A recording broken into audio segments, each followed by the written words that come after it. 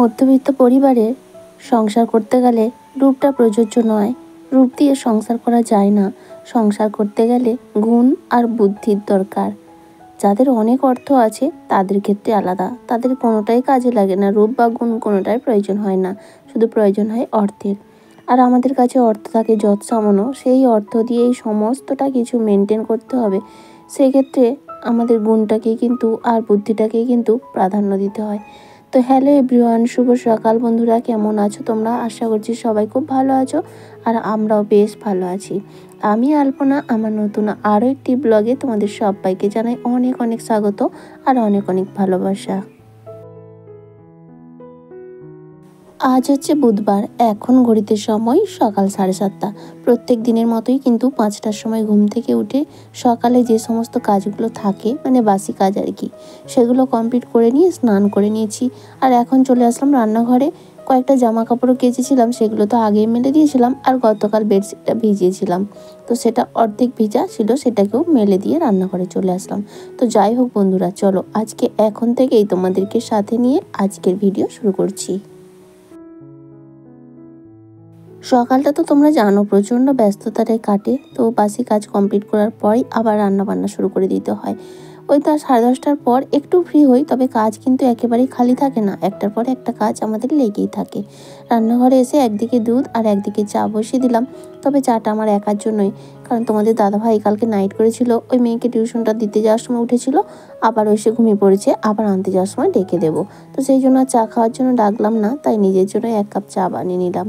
চাটা খেয়ে আর চিনির কৌটোটা খালি হয়ে গেছিলো, ধুয়ে দিয়েছিলাম, তো এখন চিনির কৌটোটাও ভরে নিলাম। চাটা খাওয়ে গ্লাসগুলো ধুয়ে নিয়ে চলে এসেছি। গ্লাসগুলো নয়, একটা গ্লাসই ধুয়েছি, আর সকালে ধুয়েছিলাম সেইগুলো সব জায়গা মতো গুছিয়ে রেখে দিয়ে চলে আসলাম আবারও রান্না বসাতে। এখন বেজে গেছে ঘড়ির কাঁটাতে সময় 8টা, আর 8টা মানেই আমাকে তো রান্না বসিয়ে দিতেই হবে। তো যাই হোক, এখন তো আপাতত ভাতটা বসিয়ে দিচ্ছি।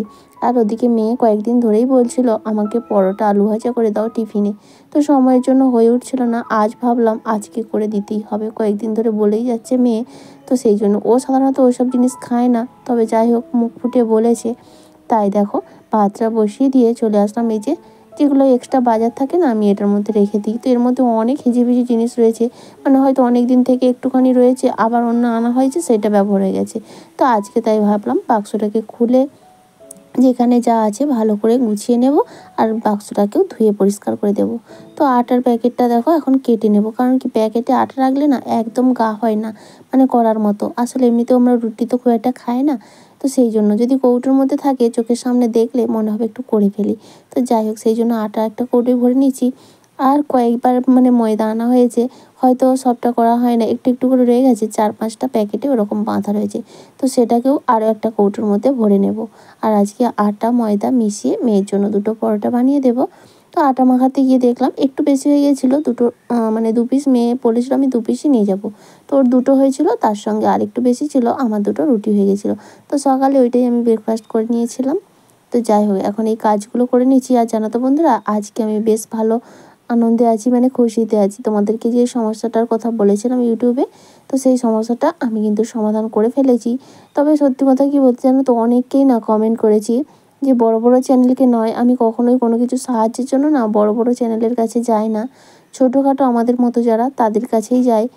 তারও সমস্যা, এরকম অনেক চ্যানেলকে দেখেছি, তাদেরও কিন্তু একই সমস্যা ছিল। তারপরে দেখলাম ইংরেজি টাইটেল ছিল, তারপর দেখলাম বাংলা। তো এরকম কমেন্ট করে জিজ্ঞেস করলাম কিভাবে করেছো, কোনো রেসপন্সই করলো না। সত্যি এখনকার দিনের মানুষের মধ্যে এতটাই ঈর্ষা না, ভাবলো হয়তো রেসপন্স করলে আমার যদি ঠিক হয়ে যায়, তো এইরকম একটা ব্যাপার। তো তখন কি করবো, ওই জন্য কথা আছে না, কাউকে তেল না মাখিয়ে নিজে চেষ্টা করো, তাহলে দেখবে। তো আমি কমেন্ট করেছি, অনেকবার চেষ্টাও করেছিলাম, জানো তো, হচ্ছিল না। তারপরে অনেক অনেক মানে চেষ্টা করে করে টেক চ্যানেল ঘেঁটে ঘেঁটে তারপরে আমি ঠিক করতে ফাইনালি পেরেছি। সবটাই তোমাদের ভালোবাসা, তোমরা অনেক বেশি মোটিভেট করেছো কমেন্ট করে। তোমরা সবাই বলেছো মন খারাপ করো না, সব কিছু ঠিক হয়ে যাবে। যাক, তোমাদের এই কমেন্টগুলো পেয়েই কিন্তু আমি অনেক বেশি মোটিভেট হয়ে আরও অনেক উৎসাহ নিয়ে চেষ্টা করেছিলাম কিভাবে ঠিক করা যায়। তো তো যাই হোক ফাইনালি ঠিক তো করতে পেরেছি, ভীষণ ভালো লাগছে। আর এদিকে দেখো ভাতটা হয়ে যাওয়ার পর মেয়ে দুটো পরোটা রুটি সমস্তটা করে নিলাম। আর পরোটাটা না ঘি দিয়ে করেছি, আর অফ ক্যামেরায় আলুটাও ভেজে নিয়েছি। আর আজকে সয়াবিন রান্না করব, সেই জন্য সয়াবিনটা একটু গরম জলের মধ্যে ভিজিয়ে দিলাম, তবে ফোটাবো না। আমাকে এমজে অধিকারী দিদিভাই কমেন্ট করে একবার বলেছিল, তো সেই থেকে আমি কিন্তু আর সয়াবিনকে গরম জলের মধ্যে ফোটাই না। এই জলটার মধ্যে গরম হয়ে যেতে দিয়ে দিয়েছি, আর একটু লবণ দিয়ে তারপরে দেখো গ্যাসটা অফ করে দিয়েছি। তো যাই হোক আজকে রান্না করব পটল দিয়ে, আলু দিয়ে, সয়াবিন দিয়ে, সেই জন্য পটলটা আগে ভেজে নিলাম। আর কড়াটার মধ্যে আলু ভেজেছিলাম বলে এরকম লাগছে। তো আলুর ভাজার পরেই আবার সেই কড়াতে রান্নাটাও করে নেব। পটলগুলো লবণ দিয়ে ভেজে নিয়েছি, হলুদ দিলাম না। আর এখন আলুটাকেও লবণ হলুদ দিয়ে ভালো করে ভেজে নেব। সুপর্ণা পাল দিদিভাই কমেন্ট করে বলেছে, এভাবে সব ঠিক হয়ে যাবে, এভাবে নিরাশ হবে না। আর আমরা তো রোজ তোমার ভিডিওর জন্য অপেক্ষা করে থাকি। থ্যাংক ইউ সো মাচ গো, এইভাবেই তোমরা পাশে থাকো। আর এত সুন্দর সুন্দর কমেন্ট করো বলেই কিন্তু আমি মাঝে মধ্যে ডিমোটিভেট হয়ে গিয়েও আবার মোটিভেট হয়ে যাই। তো এই কদিন সত্যি কথা বলতে গিয়ে একেবারেই ভেঙে পড়েছিলাম, ভেবেছিলাম আর ভিডিও বানাবোই না। কিন্তু তোমাদের এত সুন্দর সুন্দর কমেন্ট পেয়ে আমি কিন্তু ওইটা ঠিক করতে পেরেছি। আর তারপরে কিন্তু আবারও জেদটা বেড়ে গেল। থ্যাংক ইউ সো মাচ গো, তোমরা এইভাবেই আমাকে ভালোবাসা দিও। আর পূজা লাইফস্টাইল থেকে বনু কমেন্ট করেছে, দিদি ভাই মন খারাপ করো না, একটু ধৈর্য রাখো আর ভগবানের উপর বিশ্বাস রাখো। হ্যাঁ গো, ঠিকই বলেছো, ধৈর্য আর বিশ্বাস এই নিয়েই আমাদের এগিয়ে যেতে হবে। তারপরে তো পুরোটা দেখা যাবে কি হয়, তাই না?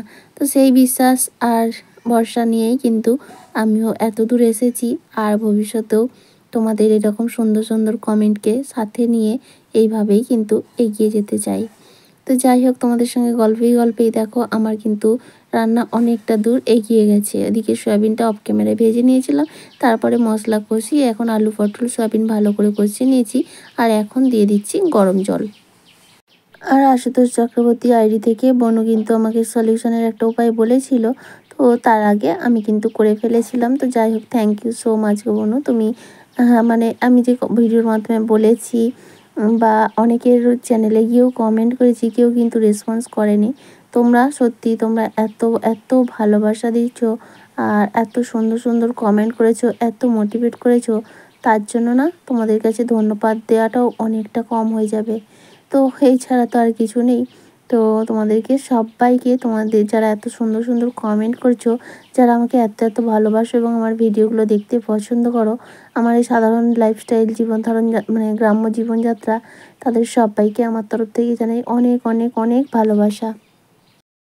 আর তোমাদের সঙ্গে গল্পেই ওদিকে রান্নাবান্না কমপ্লিট করে চলে আসলাম ঘরে। মেয়ে কিন্তু খাওয়া দাওয়া করে স্কুলে চলে গেছে। আজকে আর বাকি রান্না করেছি, একটু তিল ভাজা করেছিলাম পেঁয়াজ লঙ্কা দিয়ে, আর একটু উচ্ছে ভাজা করেছিলাম, সেটা অফ ক্যামেরাতেই করে নিয়েছি।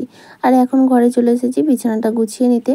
বিছানাটা গুছিয়ে তারপরেও অনেক কাজকর্ম রয়েছে, তবে এখন কিন্তু বেশ ভালো রোদ ছিল। একটু পরেই না আবার মুষলধারে বৃষ্টি শুরু হয়ে গেছিলো। এই বৃষ্টি আর ভালো লাগছে না। সামনে পুজো চলে আসছে, এবছর কি পুজোতেও বৃষ্টি হবে নাকি জানি না। সত্যি এত মানে বৃষ্টি এবছর এত বৃষ্টি হয়েছে, অন্যান্য বছর কিন্তু এতটা বৃষ্টি হয় না। তো যাই হোক এবছর এত বৃষ্টি হয়েছে মানে সবটাই বেশি বেশি হবে, ঠান্ডাও বেশি থাকবে, আবার পরে গরমও কিন্তু বীভৎস থাকবে।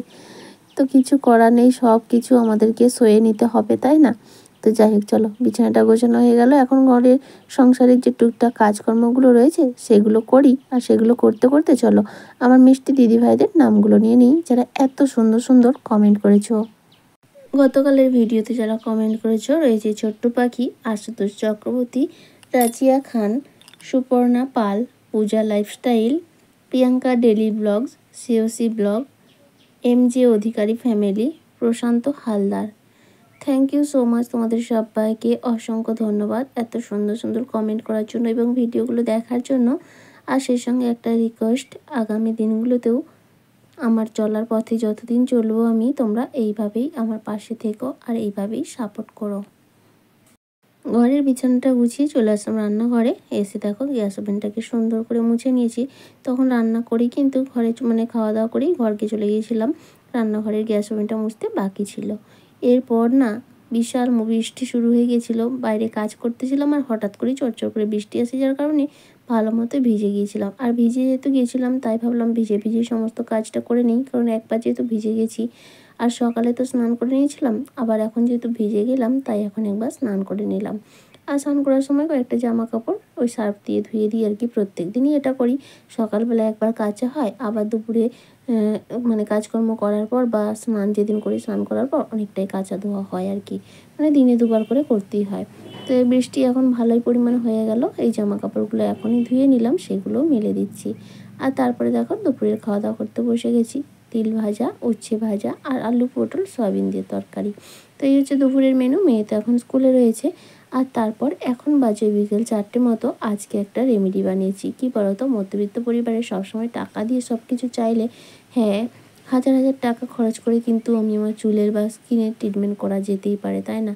কিন্তু সেটা আমাদের পক্ষে অনেকটা চাপের।